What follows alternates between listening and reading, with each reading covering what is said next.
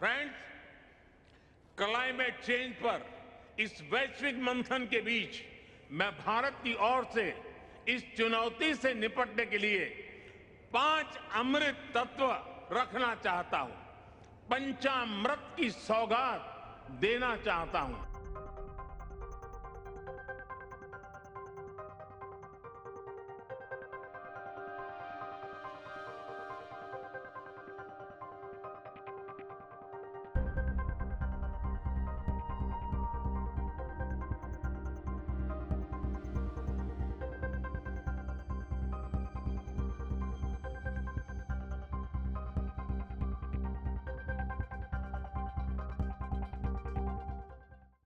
पहला, भारत 2030 तक अपनी नॉन फोसिल एनर्जी कैपेसिटी को 500 गीगावाट तक पहुंचाएगा। दूसरा, भारत 2030 तक अपनी 50% एनर्जी रिक्वायरमेंट्स रिन्यूएबल एनर्जी से पूरी करेगा। तीसरा, भारत अब से लेकर 2030 तक के कुल प्रोजेक्टेड कार्बन एमिशन में 1 बिलियन टन की कमी करेगा। चौथा, 2030 तक भारत अपनी अर्थव्यवस्था की कार्बन इंटेंसिटी को 45% से भी कम करेगा।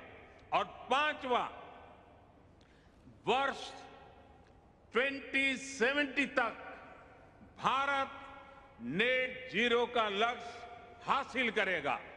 ये पंचामृत क्लाइमेट एक्शन में भारत का एक अभूतपूर्व योगदान होंगे।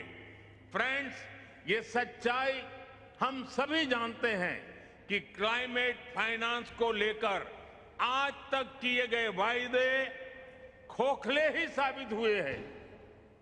जब हम सभी क्लाइमेट एक्शन पर अपने एम्बिशन बढ़ा रहे हैं, तब क्लाइमेट फाइनेंस पर विश्व के एम्बिशन वहीं नहीं रह सकते जो पेरिस एग्रीमेंट के समय थे। आज जब भारत ने एक नए कमिटमेंट और एक नई ऊर्जा के साथ आगे बढ़ने का संकल्प लिया है, तो ऐसे समय में क्लाइमेट फाइनेंस और लो कॉस्ट क्लाइमेट टेक्नोलॉजीज का ट्रांसफर और महत्वपूर्ण हो जाता है। भारत की अपेक्षा है कि विकसित देश जल्द से जल्द $1 ट्रिलियन का क्लाइमेट फाइनेंस उपलब्ध कराएं।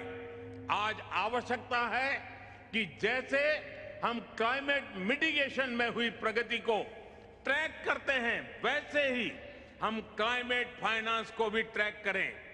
उचित न्याय तो ये होगा कि जो देश क्लाइमेट फाइनेंस पर किए अपने वादों पर खरे नहीं उतरे, उन पर दबाव बने।